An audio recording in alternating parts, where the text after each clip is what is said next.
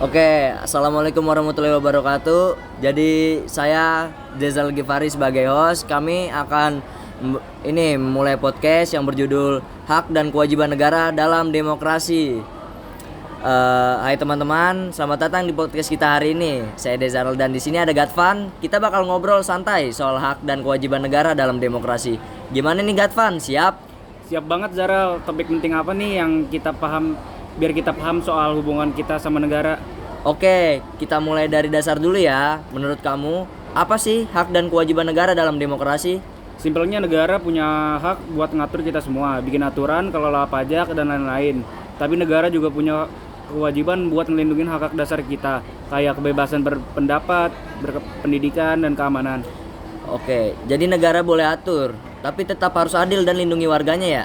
Kalau contoh hak negara apa aja nih? Misalnya negara bisa bikin undang-undang atau ambil keputusan pas keadaan darurat. Kayak pandemi kemarin, terus mereka punya hak kumpulin pajak buat layanan publik. Ya benar, asal semua sesuai hukum. Kalau kewajiban negara, apa yang paling penting menurut kamu? Paling penting, negara harus jamin kita aman dan hak kita terpenuhi. Kalau negara nggak jalanin kewajibannya, hidup warganya bisa kacau.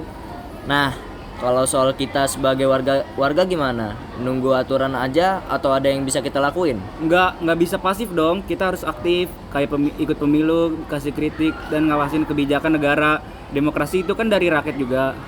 Bagaimana jika ada warga negara yang tidak memilih atau golput? Jika warga negara golput atau tidak memilih, ada beberapa dampak yang muncul. Yang pertama ada legitimasi pemilu. Jumlah partisipasi rendah bisa merusak legitimasi pemilu, menunjukkan ketidakpuasan warga terhadap kandidat atau sistem. 2. Pengaruh hasil. Dengan golput, mereka yang memilih akan menentukan hasil pemilu, sehingga golput bisa menguntungkan atau merugikan kandidat tertentu. Yang ketiga ada bentuk protes. Golput sering dianggap sebagai protes yang dianggap sistem atau kandidat yang ada. Yang keempat ada konsekuensi hukum. Di beberapa negara seperti Australia, golput bisa dikenakan denda, tapi di kebanyakan negara memilih adalah hak bukan kewajiban. Jadi golput punya dampak tersendiri pada politik dan demokrasi, meski kadang jadi cerminan ketidakpuasan masyarakat. Oke, jadi kesimpulannya, negara punya hak buat atur, tapi juga wajib ngelindungin kita.